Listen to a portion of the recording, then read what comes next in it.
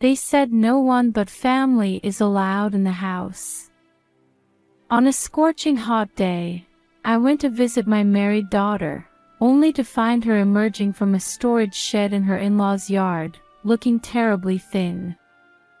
Inside, I saw a thin mattress on the floor.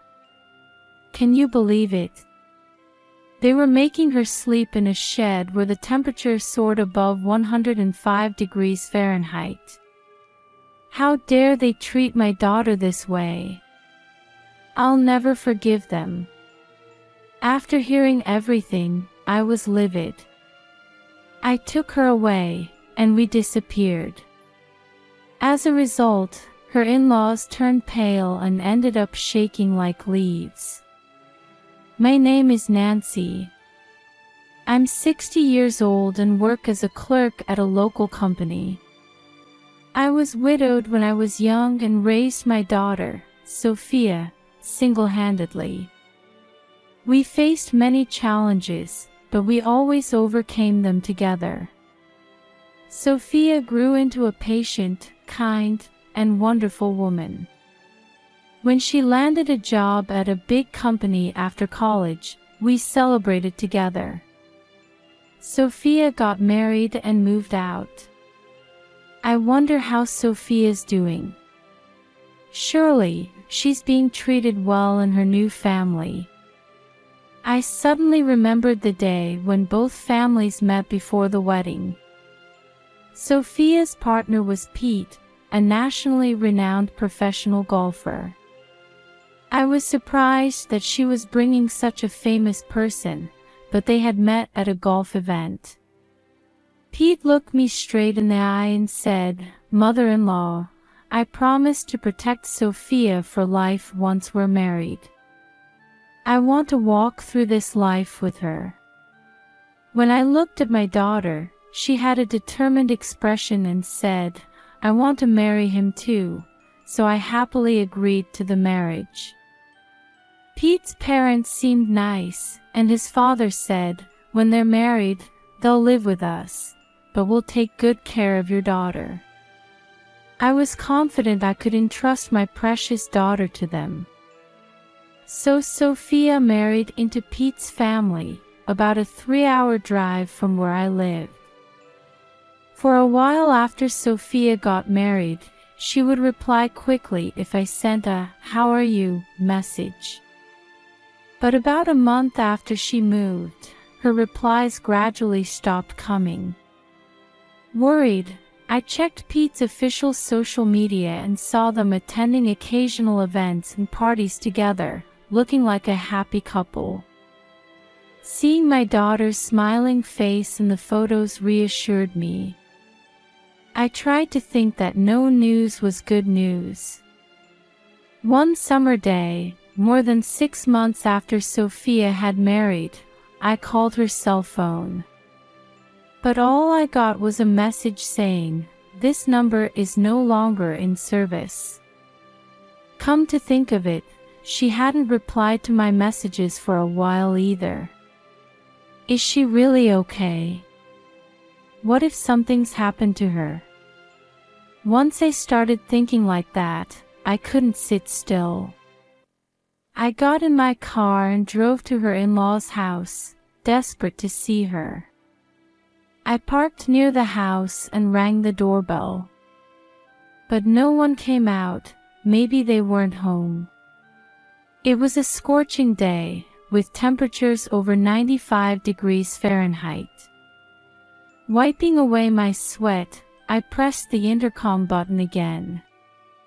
Then I heard a sound from the garden. Thinking it might be one of the family members, I hurried around to the garden.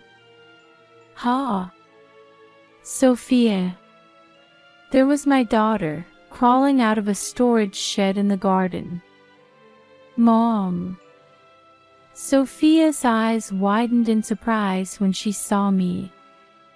Her face was much thinner than when I'd last seen her 6 months ago. She looked so different I almost didn't recognize her. Sophia seemed dizzy and stumbled. As I rushed to support her, I caught sight of the inside of the shed. What's this? What's going on? Inside the small shed was a thin mattress. There were water bottles and clothes around, suggesting someone was living there. I glanced at the thermometer on the wall. It read over 105 degrees Fahrenheit. Don't tell me you're sleeping here. Why? My daughter's eyes filled with tears. They told me no one but family is allowed in the house. Then she covered her face with her hands and burst into tears.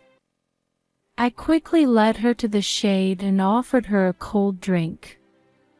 What on earth happened? Tell me everything.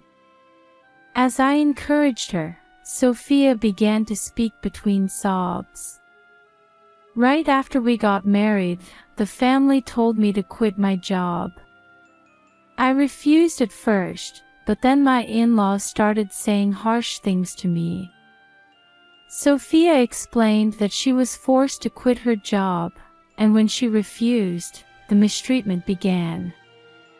They said if I didn't obey, they wouldn't accept me as a daughter-in-law, she said. Even though she quit her job with a heavy heart, things only escalated. After a month of marriage, my father-in-law finally ordered me, "You're not family, so you can't enter the house." Live in the shed. My daughter wasn't allowed to eat meals with the family and wasn't given much food. They wouldn't let her use the bath, so she had to wash herself with the garden hose. Her once glossy hair was now damaged beyond repair. My mother-in-law says I'm only allowed in the house to do chores, she continued.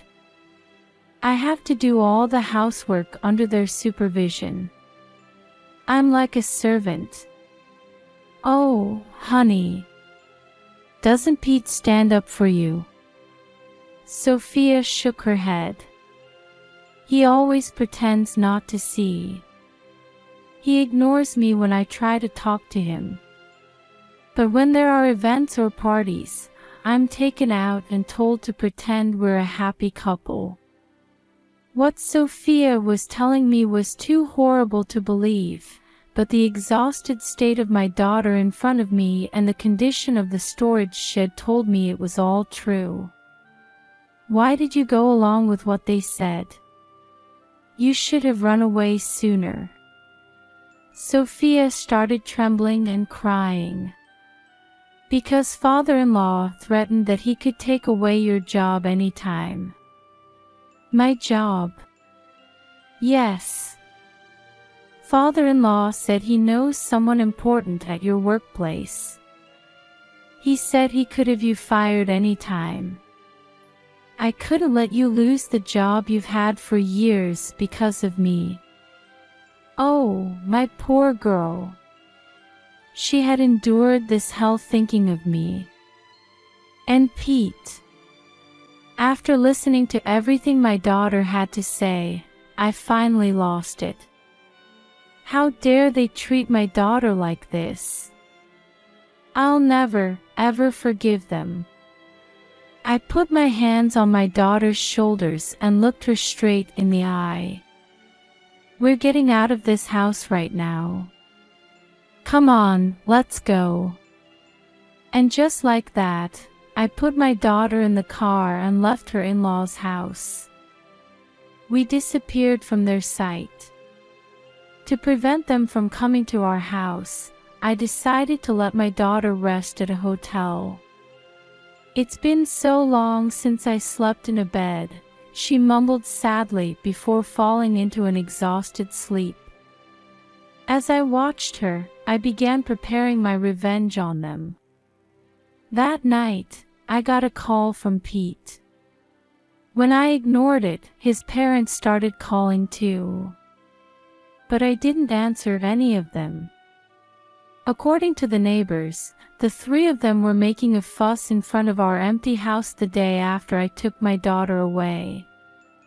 I still didn't answer their calls. 3 days later, I finally decided to answer Pete's call. "You finally picked up. You took Sophia, didn't you?" Pete yelled at me from the moment I answered. There wasn't a trace of the kind demeanor he'd shown before.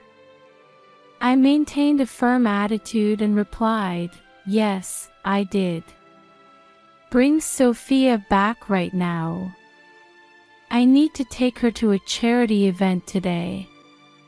He was irritably demanding, but I ignored that and questioned him about how they had treated my daughter at their house. He snorted.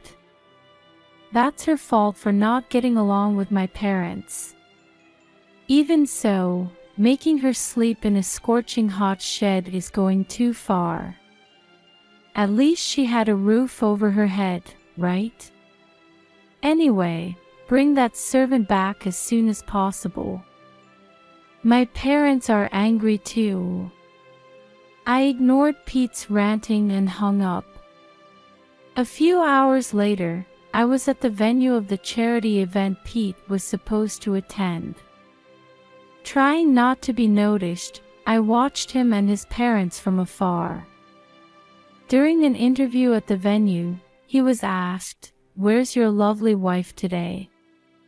Pete turned pale and stammered, "She's not feeling well today." That's when I boldly stepped onto the stage. "Ladies and gentlemen, may I have your attention for a moment? I am the mother of Sophia, the wife of Pete standing over there." As I introduced myself, the attention of the venue turned to me. Pete and his parents, who were at the edge of the venue, looked shocked. "My daughter said she has something she wants to tell everyone, so please look at the screen." As I said this and operated the computer provided, Sophia's face was projected onto the large screen set up at the venue. I had connected the venue with the hotel where Sophia was hiding. Sophia gave a brief greeting and then got to the point. "Everyone, since I became Pete's wife, I've been terribly mistreated at home. They wouldn't let me in the house, saying I was an outsider, and made me live in the garden shed even in the middle of summer. When I displayed the photos I had taken of the inside of the shed when I rescued my daughter on another monitor, I could sense the venue buzzing with shock. I've also recorded the abusive things my husband and in-laws said to me." Sophia said this and played a voice recorder. "Don't act so high and mighty, you outsider. You're not family. You're a slave." As such unbearable audio played, the three of them rushed over, trying to stop the playback. However, the other participants stood in their way and stopped them. "This is all fabricated. Everyone, it's all lies," Pete desperately shouted, but at this point, I played the recording of our earlier phone call. "At least she had a roof over her head, right? Anyway, bring that servant back as soon as possible." As these words echoed through the venue, Pete's face grew paler and paler. I took a breath and picked up the microphone. The reason my daughter obeyed them was because her father-in-law threatened that he could take away her mother's job at any time. My daughter endured all this to protect me. Isn't that right, father-in-law? When I glared at Pete's father, he let out a groan. But when I looked into it, you had no connections with the upper management of my company at all. You were lying and tormenting my daughter, weren't you? As I said this with tears in my voice, voices of condemnation rose from the venue. Then Sophia spoke again. There's more I want everyone to know. This is what I witnessed when I went out shopping on my mother-in-law's orders. As Sophia said this, I displayed a photo on the monitor. It showed Pete entering a hotel with his arm around a woman. Then someone in the venue shouted, "Isn't that the pro golfer Skylar?" When Pete's affair and the fact that his partner was also a professional golfer became known, the venue was in an uproar.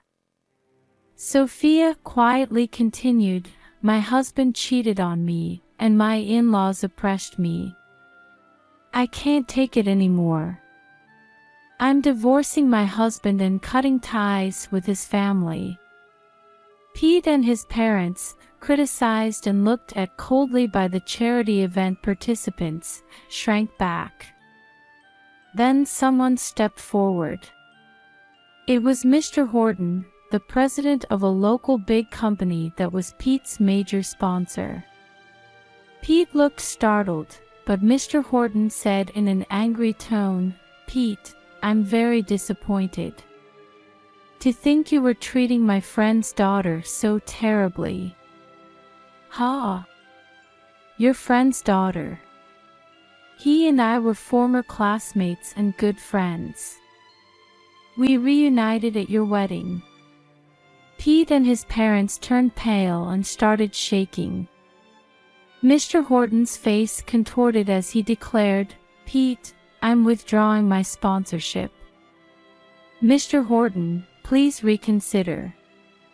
Just after Pete shouted this, voices from the venue started chiming in, "We're withdrawing too." Pete and his parents turned blue and panicked, but they came to the front of the screen and got down on their knees before Sophia. "We're so sorry.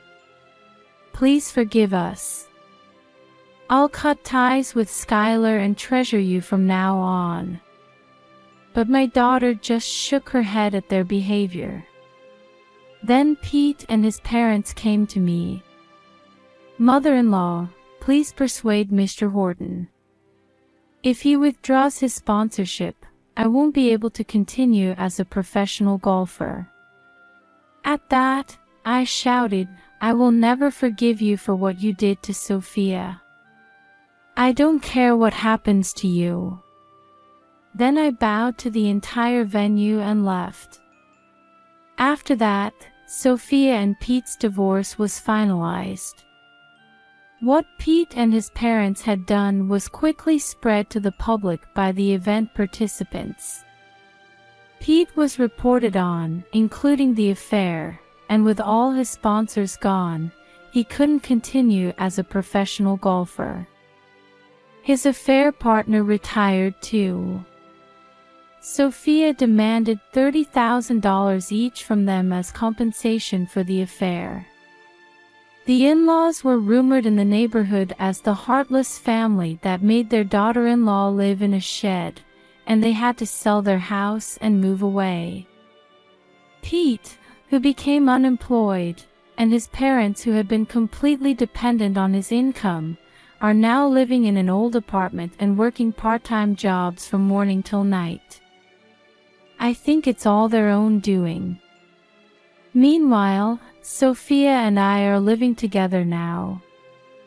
Sophia has managed to recover and is now working at Mr. Horton's company. I hope to watch over my daughter until she can